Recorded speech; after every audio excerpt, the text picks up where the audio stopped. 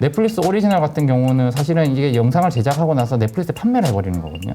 그럼 지식재산권이 넷플릭스한테 가요. 발된 컨텐츠를 몇 개를 만들어서 넷플릭스 테마파크를 딱 만들어. 그럼 그 중에서 제일 인기가 많은 게 오징어 게임 체험관이야. 그럼 그 돈은 다 넷플릭스한테 가는 거죠. 왜냐면 넷플릭스가 지재권 갖고 있으니까. 아쉬운 거죠. 예, 아쉽죠. 아쉬운 예, 거죠. 아쉽죠. 예. 그게 이제 약간 일본하고 좀 대비가 되는데, 뭐 닌텐도나 게임 같은 것도 잘 만들고 만화라든지 애니메이션 이미 걔네들이 가지고 있는 지재권이 아주 방대하죠. 그리고 넷플릭스에 스트리밍이 되더라도 넷플릭스가 지재권을 가지고 가는 게 아니라 그냥 일본에서 만든 컨텐츠를 그냥 스트리밍을 해주는 수준이거든요. 그 저작권 사용료에 대해서 넷플릭스가 일본한테 줘야 돼요.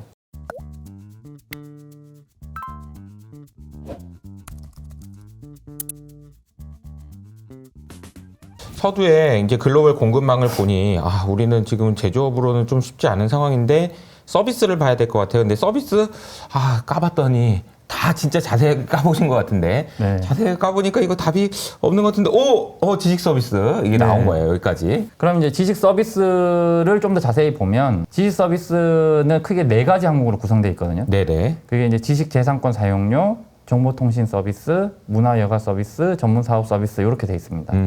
이 각각의 비중도 이제 자세히 나와 있는데 보고서를 보시면 근데 이제 지식재산권 사용료가 한 54% 정도, 그러니까 절반 이상입니다 이미. 비중으로 치면은 지식재산권 사용료가 가장 비중이 크다. 근데 증가세로 치면 지금 여기서는 지금 18.1%로 정보통신 서비스가 가장 높게 증가하는 걸로 보여요. 네. 실제로는 2010년 이후부터 2024년까지를 평가를 하면 정보통신 서비스가 가장 크게 증가를 한 것처럼 보이는데 제가 왜 최근 증가세라고 이제 하면서 문화여가 서비스를 강조를 하냐면 2020년부터 평가를 해보면 4개 항목에 대해서 2020년부터 성장률을 보면 문화여가 서비스가 30%가 넘거든요. 근데 뭐 예를 들면 지식재산권 사용료 같은 경우는 이제 2020년 이후부터는 아마 7% 정도, 다른 항목의 한 2배 또는 뭐 한 4배 정도까지도 성장률이 가파릅니다. 문화여가 서비스는. 그래서 이제 최근 증가세는 문화여가 서비스다. 그리고 이제 그러니까 요 슬라이드에서는 가져가셔야 되는 포인트는 요 4가지 항목이 있고 지식재산권 사용료가 비중이 가장 큰데 최근의 증가세로만 봤을 때는 문화여가 서비스가 가장 크다. 네. 그리고 요거를 기여율 측면에서 보면 비중이 당연히 크니까 이 전체 13.4% 지식 서비스 성장에 대해서 절반 이상 기여를 지식재산권 사용료가 하긴 했어요. 네. 비중이 크니까. 네네. 근데 이제 문화여가 서비스는 이제 비중 자체가 작다 보니까 기여율도 낮긴 한데 최근 성장률로 봤을 때는 향후 얘네들의 비중이라든지 기여율이 커질 것이다. 라고 이제 저희가 말씀드리고 싶습니다. 왼쪽 그림에서 보니까 이제 저기 보라색이 네. 2020년까지 안 보이다가 2024년에 톡 이렇게 보이네요. 네, 그죠? 맞습니다. 네. 네. 아예 안 보이다가 보일 정도니까 보이네요. 얘네들 이제 굉장히 지금 빠르게 성장하고 네. 있다. 금액은 대략 한 400억 불 정도 가까이 되는 거네요. 그죠? 대략적으로. 네, 대략적으로 그 정도 한 400억 불 정도. 많네요. 생각보다. 네. 네. 그래서 요 비중이 이제 아까 26.5% 정도. 그러네요. 우리 서비스 네. 수출에. 네. 그럼 이제 지식 서비스가 왜 이렇게 성장했냐? 다른 서비스는 이렇게 좀 지지부진했는데 그거에 대해서 이제 말씀을 드리면 크게 2가지 배경이 있습니다. 하나는 이제 제조업의 서비스와 약간 이제 이 말이 좀 약간 색다른데 이게 저희가 만든 용어는 아니고 이게 이제 글로벌 트렌드로서 나타나는 현상이고 실제로 이제 서비스피케이션이라고 해서 이 용어가 있어요. 이게 무슨 말이냐면 제조업과 서비스의 융합이라고 생각하면 더 좋은데 만약에 애플이 아이폰을 판매를 하는데 그냥 아이폰만 판매를 하지 않고 아이클라우드 서비스라든지 이런 것들을 다 묻혀서 같이 팔잖아요. 삼성도 갤럭시 스마트폰을 팔면서 그냥 스마트폰만 파는 게 아니라 뭐 요새 뭐 광고하는 거 보면 이제 AI 서비스가 같이 들어가 있다라고 하면서 같이 광고를 하고 어떤 제조업의 서비스를 같이 엮어서 제조업의 부가가치율도 올리면서 경쟁력을 향상시키는 제조업과 서비스의 융합 이런 것 등을 이제 제조업의 서비스화라고 하거든요. 네. 근데 이게 사실은 이제 뭐 제가 지금 2개는 다 스마트폰 이야기만 들었지 사실 이게 거의 전방위적인 산업에서 다양하게 나타나고 있어요. 전기차 같은 거에서 자율주행 서비스 그쵸. 같은 경우도 이제 커넥티드카 해가지고 뭐 자율주행 서비스를 구독한다든지 차량용 소프트웨어를 뭐 업데이트를 한다든지 그래서 뭐 선박 회사 같은 경우들도 AI 항로 개발, 뭐, 그 다음에 사전에 전체 선박의 하자를 스크린해서 유지 보수가 진행될 수 있도록 그런 서비스를 제공한다든지 방산도 마찬가지고 여러 산업에서 이게 다양하게 진행되고 있거든요. 제조업의 서비스화가 큰 트렌드였고 우리는 그 트렌드를 굉장히 잘 따라오고 있었기 때문에 지식 서비스가 성장했다라는 게 첫 번째 배경이고요. 네, 제조업 형님이 나가는데 네. 옆에서 이제 같이 거들어줄 수 있는 부가 서비스 같은 느낌인 네, 근데 거죠. 요거는 아까 말씀드렸던 거랑 좀 다른 게, 그러니까 제조업을 좀 서자로서 보조하는 역할하고는 좀 다른 겁니다. 이게 이제 대등한 관계에서 두 개가 이제 융합이 되는 거고, 융합이 되는 거고. 예, 그렇게 보셔야 되는 거거든요. 근데 사실 이게 제일 많이 늘어나야 되는 품목 네. 중에 하나죠. 그러니까 현대차도 자율주행을 넣은 상품을 더 비싸게 팔 수 있느냐 그렇죠. 이 싸움일 거고 네. 삼성전자도 AI가 들어간 핸드폰을 더 비싸게 팔 수 있을 것이냐 이런 이제 네. 문제겠죠. 네. 예. 그리고 뭐 AI가 들어가 있는 핸드폰을 만약에 팔았으면 그게 업데이트가 되면서 계속 예를 들면 구독을 한다든지 그쵸. 업데이트를 시키기 위해서 AI를 계속- 더 쓰려면 돈을 예. 더 내야 되고. 계속 매출이 발생하잖아요. 네. 그러니까 이제 제품 한 번 팔고 나서 일회성으로 그치는 게 아니라 그쵸. 계속해서 연속된 매출로 이어지느냐. 매출, 예. 그런 게 이제 제조업의 서비스화라고 볼 수가 있거든요. 네. 그럼 우리나라는 이제 어떤 제조업이 발달된 나라는 건 사실이고 그거에 어떤 기반해서 제조업의 서비스화도 잘 따라왔던 나라이기 때문에 네. 지식 서비스도 발전한 것이다. 그러면 특히 이제 여기 이 첫 번째 그래프를 보시면 사실은 대부분 거의 막 70% 정도, 80% 정도 되는 비중이 IT 제품이 네, 제조업 그러네요. 서비스화를 이끌어온 걸로 볼 수가 그러네요. 있습니다. 음. 그래서 이제 뭐 이거는 갤럭시라든지 뭐 여러 가지 IT 제품과 클라우드 서비스, AI 서비스, 소프트웨어 이런 것들이 다 엮이면서 같이 나가는 그런 것들이 보일 수 있는 것이고요. 네. 그다음에 주황색은 좀 비중은 작지만 점점 증가하고 있거든요. 네. 이게 이제 그 자율주행 차량. 아하. 지금은 전기전자 제품이 대부분이고 자동차가 좀 늘어나고 있지만 사실은 이제 더 많은 산업에서 광범위하게 진행될 것으로 보고 있고, 이제 여기서 말하고 싶은 거는 이런 일단 제조업에 기반해서 우리 경쟁력을 바탕으로 해서 제조업의 서비스화의 트렌드를 잘 따라왔기 때문에 지식 서비스도 잘 성장할 수 있었다라는 게 이제 지식 서비스 수출의 성장 배경 첫 번째고요. 네. 두 번째는 이제 좀 더 약간 이제 흥미로운 이야기인데 사람들이 이제 좀 이제 아는 이야기 나오면 더 재밌어하잖아요. 네네. 게임이나 케이팝이나 웹툰, 그다음에 영상 콘텐츠 같은 거 이런 것 등이 이제 제가 추가적인 설명을 할 필요도 없을 정도로 지금 이 글로벌리 난리잖아요. 그쵸. 그러니까 그만큼 글로벌 난리라는 게 뭐 그만큼 인지도도 높고 경쟁력이 계속 올라가고 있으니까 시장도 계속 확장되고 그러니까 수출이 너무 잘 되고 있는 거예요. 이쪽 그쵸. 파트가. 그거는 이제 그럼 왜 잘 됐냐에 대해서 이야기를 하고 있는 거니까 그게 경쟁력이 지금 계속 얘네들이 사실상 이제 세계에서 먹힐 만큼의 경쟁력이 있는 컨텐츠였다 우리나라가. 그런 것 등이 이제 쌓이면서 이제 지식 서비스 수출을 이끌어온 다른 또 두 번째 축이라고 할 수 있거든요. 근데 이제 요런 거는 그냥 여기서 그치는 게 아니라 국가 이미지 개선에서도 나타나고 K-팝이나 뭐 K 드라마나 이런 것 등이 잘 되면 이미지도 잘 될 뿐만 아니라 이게 이미지에서 그치는 게 또 아니라 우리나라 관광객들도 많이 늘잖아요. 드라마에서 나왔던 어떤 장소를 가기 위해서 관광객들 온다. 그러니까 여행이나 네네. K 푸드, K 뷰티 이런 식으로 이제 다른 산업으로의 파급 역량도 굉장히 커요. 이런 산업은. 네.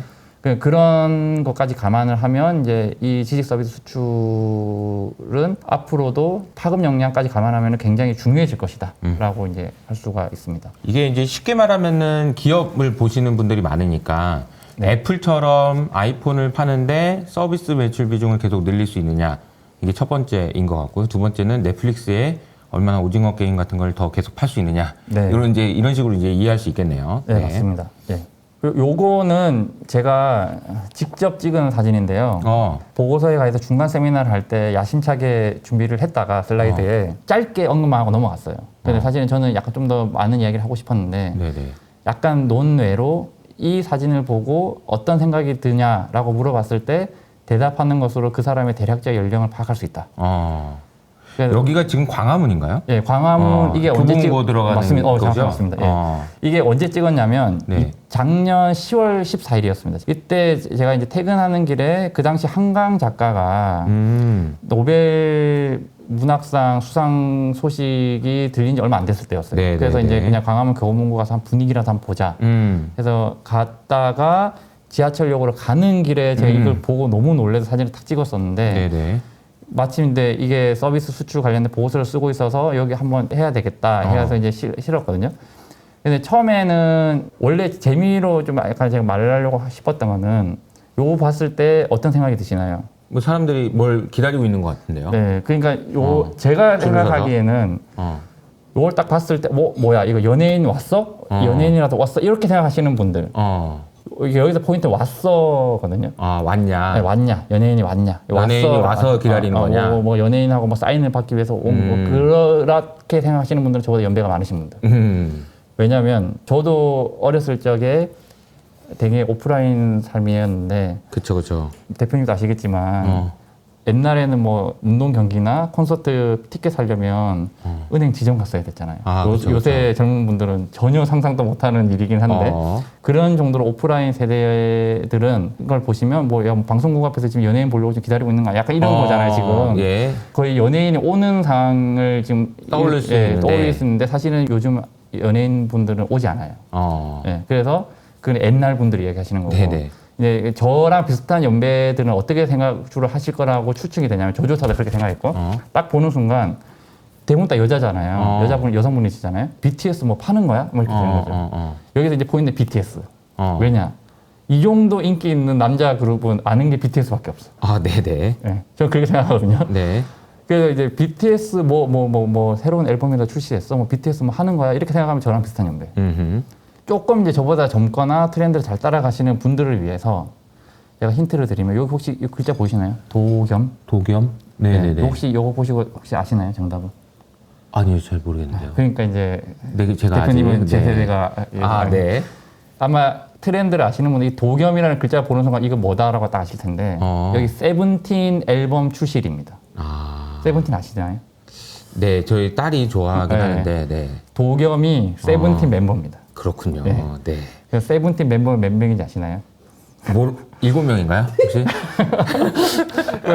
다 웃잖아요, 지금. 세븐틴 멤버가 17명이면 저는 지분도 안 했겠죠. 세븐틴 멤버는 13명입니다. 13명. 네.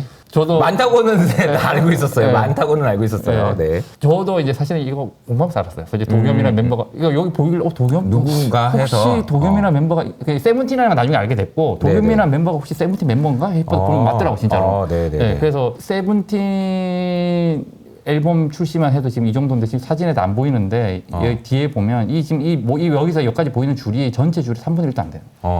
이 줄이 엄청나게 길어요. 그래서 전 너무 놀랐거든요. 네. 세븐틴이 이 정도야?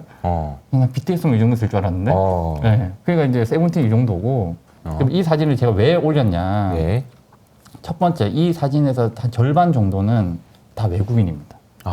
그래요. 그 말은 무슨 말이냐면 아까 제가 말씀드렸잖아요. 이 케이팝의 어떤 흥행은 단순히 케이팝에 그치는 게 아니라 국내 여행이나 다른 어떤 국내 소비 뭐 예를 들면 지금 여기 보면 이 가방 사이즈 보세요. 이제 사람이 들어가도 될 만한 사이즈를 갖고 와서 이만큼 싸들고 가는 거거든요. 사가지고 가는 거죠. 네, 그러니까 이게 다 소비로 잡히는 거예요. 근데 이게 서비스 수출 측면에서는 이분들이 만약에 외국인이라면 여행 서비스 수출로 잡힙니다. 그러네요. 네. 그러니까 이런 것들이 이제 파급 효과가 보통이 아니다라는 게 이제 이 사진으로서 알 수 있는 거죠. 그러네요. 네.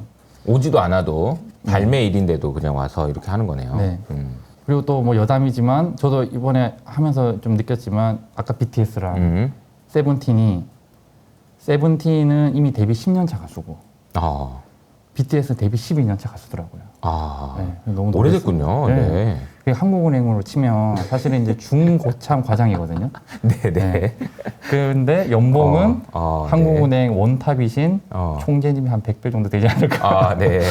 뭐 그렇게 예상하고 있습니다. 네. 사실 이제 뭐 이야기가 뭐 서비스 어려운 말로 시작됐지만 결국은 우리가 뭐 현장에서 보고 있는 일에서 지금 진행되고 있는 거예요. 네. 그렇죠? 그러니까 이제 어떻게 보면 이 그림 하나가 많은 걸 시사하고 있는 것 같습니다. 네. 우리나라의 미래를. 네. 네, 이분들이 뭐 사실 이것만 하고 가겠어요? 그냥 밥도 먹고 그렇죠. 숙박하고 다니고 그러니까 그런 게 다 여행으로 잡히는 거죠. 그럼 이제 이렇게 좋으니까 끝 해버리면 개선할 점은 없나? 보고서 왜 썼냐 이렇게 나오잖아요. 네네. 그럼 내두면 되지 잘하는데 그냥 개선할 점도 있으니까 이제 약간 정부나 기업들이 이렇게 제안할 것도 있고 네네. 그래서 이제 저희가 개선할 점을 좀 짚어봤는데 네네. 첫 번째는 이제 아까 지식재산권이 큰 비중을 차지하고 이제 지식 서비스 수출에 기여해서 53% 정도 차지한다라고 제가 말씀을 드렸는데 네네. 지식재산권을 크게 두 가지로 나눠지는데 네. 하나는 산업재산권과 저작권으로 나눠져요. 산업재산권이냐 아니면 저작권이냐? 네. 네. 산업재산권과 저작권으로 나눠집니다. 네. 산업재산권에서는 또 세부적으로는 R&D 기반의 지재권 그리고 상표 및 프랜차이즈권으로 나눠져요. 이 중에서 이 R&D 기반의 지재권 사용료가 이제 제조업에서 사용한 예를 들면 특허권, 뭐 기술 특허 이런 거 있잖아요. 그런 것 등이 이제 R&D 기반의 지재권 사용료인데 이거는 경쟁력이 사실 좀 미흡하다고 평가를 할 수밖에 없거든요. 그렇군요. 왜냐하면 일단은 우리나라 제조업 자체가 너무 사이즈가 크고 경쟁력이 있으니까 아까 말씀드렸다시피 해외 법인과의 거래만 해도 수출이 자동적으로 그냥 증가를 해요. 그렇지만 우리나라 그 R&D 기반의 지재권 사용료에 수입하는 걸 보면 더 많이 수입합니다. 그러니까 아직 뭐 원천 기술이나 이런 것 측면에서 보면 수입이 더 많고 수출보다 수출만 봐도 이게 뭔가 다른 기업이나 제조업이랑 딸려간다는 거죠. 예, 뭐 범용성이나 원천 기술을 가지고 다른 기업들에게 판매를 하는 그런 느낌이 아니라 요 그래프를 보시면 네. 2010년대 초반에는 거의 중국으로 가고 있다가 2010년 중반부터는 거의 동남아로 가거든요. 그러네요. 그럼 이게 딱 시사하는 바가 이게 딱 우리나라 생산 기지가 사실 이제 중국에서 동남아로 그쵸. 이동했잖아요. 네. 거기에 맞춰서 그냥 R&D 기반 지재권 사용료 수출이 그냥 거기 따라가는 겁니다. 아. 사실 그냥 우리나라 생산 기지가 그러네요. 중국에 있으면 중국 쪽으로 갔다가 아. 동남아로 가면 동남아 쪽으로 그냥 수출이 가는 거거든요. 네, 네. 그냥 이게 사실은 우리나라 원천 기술을 가지고 다른 기업들에게 판매를 하면서 수출이 이루어지는 게 아니고 그냥 본사와 자회사 간의 거래로 이루어진 데다가 네. 수입은 많이 해서 적자고 R&D 기반 지재권에서 경쟁력 좀 많이 미흡하고 있는 거 아니냐 지금. 그거의 어떤 그 근원적인 거나 원천 기술에 대한 어떤 그게 좀 부족하다. 대체가 본사와 자회사 간의 거래가 뭐 어떤 거고 뭐 원천 기술 뭐 약간 이런 이야기도 좀 있었거든요. 네. 그래서 이거를 제가 막 고민하다가 어떻게 하면 예를 좀 들어서 설명해 드릴 수 있을까라고 좀 고민했었는데 이렇게 생각하시면 될 것 같아요. 반도체 같은 경우를 예로 들면 설계부터 해서 생산하고 패키징하고 이렇게 간격 쭉 가잖아요. 네, 네. 그 설계 단계에서 많은 지식 재산권을 갖고 있는 회사가 ARM이라는 회사가 있어요. 암이요. 네, 혹시 네. 아시나요? 네, 네. 네, 이게 영국 회사인데 영국 회사. 이 회사는 사실은 반도체 설계 아키텍처에 대한 지재권을 다 가지고 있어요. 거의. 그래서 반도체를 요렇게 만들려면 이 회사에서 나온 아키텍처를 따라갈 수밖에 없어. 네. 어떤 반도체를 하더라도 이 사람들의 지재권 써야 돼. 로열티를 줘야 네, 되는 로열티를 거죠. 줘야 돼요. 그래서 다 빠지는 거야. 그게 이제 R&D 기반의 지재권 사용료 수입으로 가는 거죠. 우리 입장에서는. 아, 수익을 그럼 하는 우리는 거죠. 사야 되니까 그거를. 사야 되니까. 예. 네. 사용료를 지불해야 되는 입장이니까. 그렇게 가는 건데 그러면 R&D 기반의 지재권 사용료 수출은 대체 어떤 거냐면 딱 맞는 예시는 아닐 수 있어요. 왜냐하면 이제 뭐 예를 들면 요새 핫한 HBM 같은 거 있잖아요. HBM을 닦는 기술이 예를 들면 삼성전자는 뭐 TC 본딩을 하고 있고 뭐 하이닉스는 뭐 MR 머프 기술을 사용해서 쌓고 있다.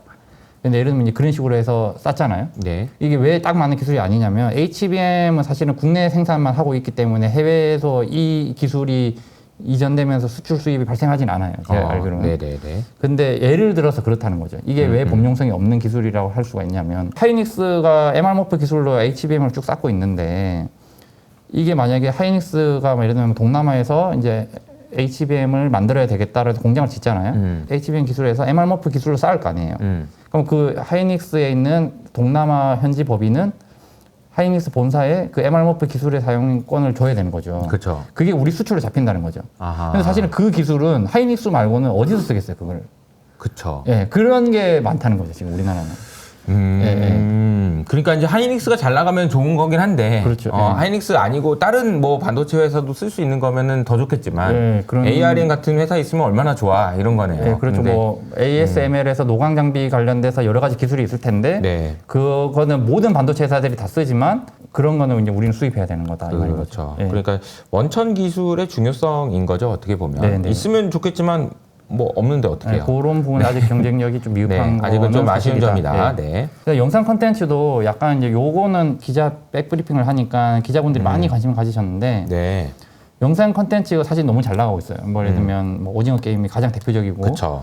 뭐 저는 이제 뭐 영상 콘텐츠 넷플릭스 많이 보고 있는데 근데 사실 넷플릭스 오리지널 아닌 것도 있습니다. 지옥 같은 것도 뭐 좀 봤었고 나의 아저씨 이런 것도 사실은 저는 최근에 봤거든요. 네. 그런 것 등은 사실은 이제 넷플릭스 오리지널이 아니죠. 근데 이게 넷플릭스 오리지널로서 성공했던 오징어 게임의 그 존재감이 너무 크다 보니까 네네. 이제 그거를 가장 큰 대표적인 예라고 볼 수 있는데 이게 약간의 양날의 검 같은 게 있어요. 넷플릭스 같은 글로벌 플랫폼이 한국 영상 콘텐츠의 수출을 이끌어 가는데 큰 도움을 준 건 사실입니다. 네. 글로벌 플랫폼이니까. 왜냐하면 넷플릭스 같은 데서 펀딩이 없었으면 사실 오징어 게임이라는 게 탄생조차도 안 했을 것 같거든요. 돈이 필요하죠, 자본이. 예, 예. 네. 그런 걸 생각하고 글로벌 스트리밍 서비스가 이제 기반이 됐으니까 우리나라 드라마 같은 게 여러 지역에서 이제 노출이 되면서 인지도가 올라가면서 수출이 된 거잖아요.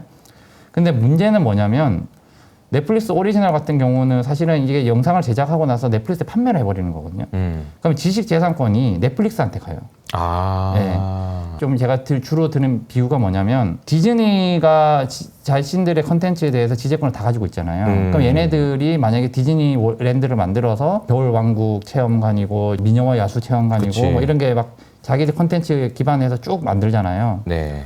놀이동산 테마파크를 만들 수가 있어요. 네. 그럼 예를 들면 넷플릭스가 넷플릭스 잘된 컨텐츠를 몇 개를 만들어서 넷플릭스 테마파크를 딱 만들었어. 그럼 그 중에서 제일 인기가 많은 게 오징어 게임 체험관이야. 그럼 그 돈은 다 넷플릭스한테 가는 거죠. 왜냐면 넷플릭스가 지배권 갖고 있으니까. 그러네요. 그게 큰 문제라고 할 수는 있죠. 근데 물론 아쉬운 거죠. 아쉽죠. 거죠. 아쉽죠. 예, 맞습니다. 정확한 표현은 아쉽죠. 그게 이제 약간 일본하고 좀 대비가 되는데 네. 일본 같은 경우는 전통적으로 뭐 덕후 문화에 기반해서 그런지 모르겠지만 애니메이션이나 캐릭터 같은 게 이미 걔네들이 가지고 있는 지배권이 아주 방대하죠. 그래서 그걸 기반으로 해서 뭐 닌텐도나 게임 같은 것도 잘 만들고 만화라든지 애니메이션 그다음에 캐릭터 포켓몬이나 뭐 이런 것들이 계속 나오면서 그거를 기반으로 해서 사업이 계속 확장되고 있잖아요. 그리고 넷플릭스의 스트리밍이 되더라도 사실은 넷플릭스가 지배권을 가지고 가는 게 아니라 그냥 일본에서 만든 컨텐츠를 그냥 스트리밍을 해주는 수준이거든요. 네. 그러면 이제 그 스트리밍이 되면서 그 저작권 사용료에 대해서 넷플릭스가 일본한테 줘야 돼요. 오히려 그죠. 네. 그래서 사실은 이제 저희 슬램덩크 세대잖아요. 네네네. 그럼 슬램덩크 와, 너무 좋고 막 진짜 우리 옛날에 보던 그 슬램덩크가 다시 또 개봉하고 막 너무 좋은데 일본은 사실은 그 저작권을 계속 가지고 있는 거잖아요. 근데 슬램덩크 더 퍼스트 클래스가 사실은 넷플릭스에도 있거든요. 그럼 그 저작권을 그럼 넷플릭스 가지고 있는 게 아니라 넷플릭스 그냥 보여주면서 저작권 스트림만 그냥 일본한테 주는 거고 일본은 계속 그 저작권을 이용해서 추가적인 사업에 대해서 확장할 수 있는 거죠. 그러니까 이게 똑같은 컨텐츠라고 넷플릭스에서 스트리밍이 가능하다 해도 이게 저작권이 누가 가지고 있는지가 차이가 나면 이 추가적인 수익 창출과 사업 확장에 큰 차이가 나거든요. 그러네요. 그런 측면에서 봤을 때는 좀 아쉬운 부분이 있고 일본 같은 케이스를 좀 벤치마크를 할 필요가 있다. 일본의 어떤 그 방대한 컨텐츠의 어떤 경쟁력. 네. 그럼 우리도 이제 그런 걸 좀 잘 쌓아서 우리만의 저작권을 가지고 넷플릭스에다가 납품하는 구조가 아니라 넷플릭스가 우리 컨텐츠를 그냥 스트리밍을 해주고 우리는 저작권을 계속 받고 우리는 그 저작권을 가지고 추가적인 계속 수익을 창출할 수 있는 그런 식으로 가면 좀 좋을 것 같은데 지금 현재는 좀 그런 구조가 아닌 것 같다. 네. 뭐 넷플릭스에서 잘된 우리 한국 드라마 중에서도 넷플릭스 오리지널이 아닌 게 있긴 있어요. 네. 예를 들면 사랑의 불시착 같은 경우도 저는 넷플릭스에서 나오지만 넷플릭스 오리지널이 아닌 걸로 알고 있거든요. 근데 그거 가지고 뭐 추가적인 또 사업을 하겠어요. 뭐 예를 들면 뭐 현빈이랑 손예진 그분들의 어떤 뭐 얼굴이 그려진 티셔츠나 이런 걸 팔 거 아니에요. 그냥 그쵸. 그런 거랑 그다음에 뭐 포켓몬 파는 거랑 약간 수준이 다르잖아요. 수익 사이즈에서. 그렇죠. 처음에 이거는 사실 이제 계약을 할 때 좀 더 좋은 조건, 그러니까 이제 장기적으로도 우리에게도 수익이 돌아올 수 있는 구조를 생각하면서 네. 지금부터는 좀 생각을 해야 되겠다. 왜냐면 네. 이렇게 잘 되는 것, 예를 들자면 아까 말씀하시니까 그런 게 있을 수 있겠다는 생각이 드는 게 넷플릭스가 정말 넷플릭스 월드를 만들 수도 있겠네요. 디즈니 저는 월드 가능하다고 봐요. 이런 네. 것처럼. 근데 거기에 오징어 게임 체험관은 당연히 있을 거고 네. 정말 많이 사람들이 굉장히 인기가 있을 것 같은데 네. 근데 저거를 보면서 우리는 혹시 손가락을 빨아야 될 수도 있다. 그렇죠. 물론 아주 좋은 조건으로 이제 했으니까 처음에 이렇게 네네. 잘 될지 몰랐겠죠. 그런데 이제 지금부터는 뭐 계약을 하거나 이런 거 할 때 장기적인 관점에서 좀 생각을 해보면 좋겠다. 네. 이런 제안이시네요. 네. 네. 너무 근데 좋습니다. 이게 약간 또 계정에 대해서 좀 설명을 드리면 넷플릭스에다가 이제 납품을 하는 구조라 할지라도 우리 서비스 수출이 안 늘어나는 건 아닙니다. 왜냐하면 넷플릭스에 납품을 하는 구조로 가면, 판매를 하는 구조로 가면 이게 지식재산권 사용료 수출로 가는 게 아니고 이 문화 여가 서비스 하위 항목에 뭐가 있냐면 멀티미디어 제작 서비스가 있어요. 아. 그 수출이 늘어나긴 해요. 그러니까 납품을 하면, 납품을 많이 하면, 그리고 또 비싸게 하면. 그러니까 오징어 게임이 원이 잘 돼서 2를 할 때는 넷플릭스에서 잘 된 거를 기반으로 해서 2를 펀딩을 할 때는 굉장히 많은 금액을 줬을 거 아니에요. 그렇죠. 그러니까 이제 그 금액에 기반해서 2가 납품될 때는 그 서비스 수출이 확 늘어났을 거예요. 금액 자체가. 근데 이제 만약에 그게 그냥 판매를 하는 게 아니라 그 넷플릭스에서 그냥 스트리밍을 해주는 거였으면 이 지식재산권 사용료 수출로 갔을 거예요. 아. 예. 우리가 계속 지지권을 갖고 있는 상황이었으면. 그러니까 이제 계정이 바뀌긴 하는 건데 넷플릭스가 우리나라한테 투자하는 게 나쁘다는 게 절대 아니고 네. 당연히 우리 서비스 특히 컨텐츠 수출을 이끌어온 측면이 큽니다. 그리고 또 실제로 우리가 컨텐츠를 잘 만들고 납품을 하더라도 우리 서비스 수출이 증가하는 것도 맞습니다. 네. 그리고 그 경쟁력이 있으면 넷플릭스가 단가도 계속 올려줄 테고 어떤 컨텐츠 제작 역량의 평가를 계속 높게 해주면서 좀 더 이제 비중 있게 우리 시장을, 제작 시장을 좀 더 봐줄 테고 네. 그거 자체가 이제 우리 경쟁력이라고 할 수도 있습니다. 네. 근데 아쉬운 포인트는 이게 지재권 자체가 넘어가 버리면 추가적으로는 이제 그 관련해서 할 수가 없다. 네. 하려면 이제 넷플릭스가 하는 거지. 예, 그게 좀 아쉽다는 게 이제 포인트고 오해는 하시면 안 된다는 거. 네. 그러니까 이게 오징어 게임 다 와줬다는 만들어준- 얘기가 예, 아니에요. 예, 예. 이거 뭐 그러니까 이제 우리 산업에서는 이제 뭐 생각해 볼 거리가 있다는 거죠. 네, 그러니까 이제 그게 약간 이제 계정이 어디로 가는지, 그다음에 향후 어떤 확장 가능성이라든지 이런 거를 봤을 때는 조금 아쉬운 면이 좀 있다. 네. 이렇게 좀 볼 수가 있습니다. 네. 그래서 마지막으로 드리고 싶은 말씀은, 네. 그러니까 이렇게 지금 지식 서비스 중심으로 해서 서비스 수출이 이제 확대가 되고 있는데, 지금 현재는 좀 더디고 있지만, 이제 지식 서비스가 계속 성장한다는 걸 감안하면 이제 서비스 수출도 이제는 좀 탄력을 받을 거라고 생각이 되거든요. 이 성장을 계속 지속 가능하게 유지를 하려면 기업들 입장에서는 기존에는 이제 제조 설비라든지 건설 투자에 많이 치중을 했었어요. 네. 뭐 이런 비유가 적절할지 모르겠지만 모 기업은 뭐 돈만 좀 생기면 다 뭐 건물을 산다든지 땅을 산다든지 뭐 이런 그런 투자를 많이 했잖아요. 네, 솔직히 그런 투자보다는 이제는 서비스와 무형 자산에 대한 가치를 인식하고 거기에 대한 투자를 좀 확대해야 되는 게 좀 중요하다. 네. 그러면 지식재산권이라든지 뭐 서비스 자체 어떤 경쟁력을 키우는 거에 대한 투자를 좀 해야 된다. 그게 그러니까 이제 예. 무형자산의 중요성을 이해하고 정확하게 그 중요성을 얼마나 그 간절하게 원하는지에서부터 시작되는 것 같아요. 네. 네. 그리고 만약 우리만의 자본으로 안 된다면 우리가 가지고 있는 경쟁력을 기반으로 해서 선진국가의 어떤 그 연구개발 관련된 어떤 투자를 좀 유치를 한다든지 파트너십을 좀 강화한다든지 이런 식으로 해서 무형자산에 대한 투자가 좀 잘 이루어질 수 있는 게 중요하고 네. 이거를 뒷받침하기 위해서는 이제 정부 차원에서도 많이 뒷받침할 수 있는 제도를 만들어줘야 되는데 아까 말씀드렸다시피 이제 제조하고 서비스 간의 융합이 지금 많이 이루어지고 있거든요. 근데 이 업종 간의 구분이 됨으로 인한 규제들이 좀 있어요. 뭐 예를 들면 제조업체가 어떤 서비스, 뭐 예를 들면 이제 공장에다가 장비를 납품을 하고 그거를 이제 IoT 서비스를 이용해서 실시간으로 이제 막 모니터링을 해서 하자가 일어날 것 같으면 네. 그걸 이제 사전에 유지 보수 서비스를 좀 제공하는 그런 거를 막 좀 하려고 하니까 그러면 서비스업도 등록을 해야 된다. 뭐 이런 식으로. 그러면 이제 서비스업 그럼 또 다시 또 시작해야 되는구나. 뭐 서비스업 등록을 하기 위해 아하. 절차를 거쳐야 된다거나 아하. 뭐 서비스업을 등록을 함으로써 기존의 제조업으로서 받았던 정부 지원이나 이런 것 등이 좀 약간 줄어든다거나 심지어 없어진다거나 이런 문제가 있을 수 있거든요. 네. 그러면 기업 입장에서는 요거하고 요거 하면서 같이 섞어서 요거 하면 되겠네. 뭐 예를 들어 여러 가지 생각을 하고 있었는데. 비즈니스 모델이 쫙 나올 텐데 뭔가 요거를 하려면 뭔가 인허가 받아야 돼. 아하. 뭐 추가로 더 뭐 인허가 받아야 돼. 뭐 좀 더 뭐 등록해야 돼. 이래 버리면 야 그 등록비 생각하고 뭐 인허가 하지 받아. 마, 야, 이거 그러면. 하면은 야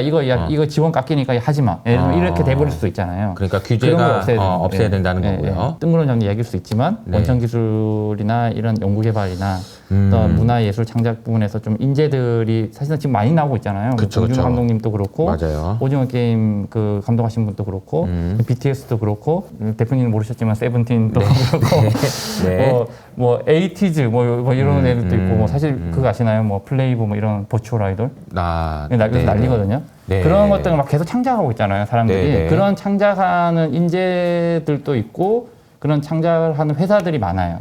그런 것 등에 대해서 많이 지원을 하고 좀 약간 독려를 하는 방향으로 이제 정부 지원이 좀 있을 필요가 있다라고 말씀을 드리고 싶습니다. 알겠습니다. 사실 이제 오늘 얘기해 주신 내용이 굉장히 좀 묵직한 내용이기도 하고 우리나라의 미래에서 중요한 건데 뭐 여기도 말씀해 주셨지만 무형자산의 가치를 인식하는 것, 여기 이제 인식하는 것, 네. 이게 사실 시작인 것 같아요. 그리고 이제 오늘 이제 소개해 주신 이 보고서가 우리나라에 있는 많은 기업이나 아니면은 정부든 무형자산의 가치를 다시 한번 생각해 볼 수 있는 중요한 시작이 아닐까 이런 생각이 듭니다. 김구 선생님이 이런 말씀하셨죠. 나는 우리나라가 문화 강국이 되는 길 네. 원한다 이런 얘기를 하셨는데 어떻게 보면 그것이 그 김구 선생님의 바람이 지금 이루어지고 있고 그것이 또 우리나라의 미래이기도 하고 그런 것 같다는 생각이 좀 들으면서 좀 들었습니다. 좋은 보고서 써주셔서 감사드리고 또 다음 보고서가 나오면 또 저희 채널에서 네. 소개해 주시면 너무 감사하겠습니다. 자, 그러면 오늘은 여기서 마무리하도록 하겠습니다. 감사합니다.